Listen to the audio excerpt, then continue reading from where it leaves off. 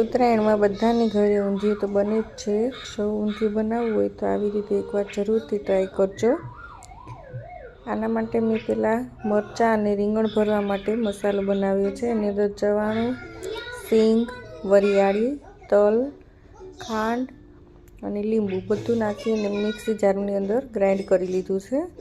ત્યાર પછી મસાલો આપણે મરચાં અને રીંગણમાં ભરી લઈશું। મુઠિયા કરવા માટે મેથી, હળદર, લાલ મરચું, મીઠું, લીંબુ, ખાંડ અને ચણાનો લોટ નાખીને મેં એનો મસાલો તૈયાર કર્યો છે। ત્યાર પછી એની અંદરથી આપણે નાની નાની ગોળીઓ બનાવી લઈશું। હાથમાં તેલ લગાવીને બનાવજો જેથી હાથમાં ચોટશે નહીં। આવી રીતે ગોળી કરીને પછી આપણે એને તેલની અંદર ફ્રાય કરી લઈશું। ફ્લેમ છે મીડિયમ ટુ સ્લો રાખવાની છે જેથી કરીને અંદર પણ ગોળીઓ ચડી જાય।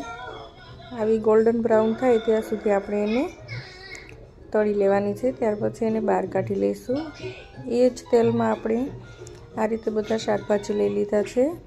કાચા કેળા, સૂરણ, ટીંડોળા, રીંગણ, રતાળું અને બટેકા બધાને આપણે 80% જેવા આપણે આવી રીતે તળી લઈશું।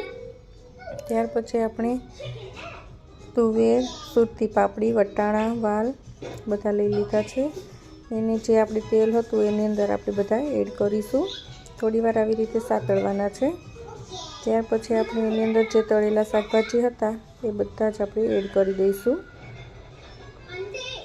મિક્સ કરવાનું નથી, આવી રીતે જ રાખવાનું છે। ત્યાર પછી આપણે ઉપરથી જે આ મસાલો રીંગણ ભરવા માટે બનાવેલો 2 ચમચી એડ કરીશું અને સાઈડમાંથી આપણે થોડું પાણી એડ કરીશું અને કુકરને આપણે બંધ કરી લઈશું।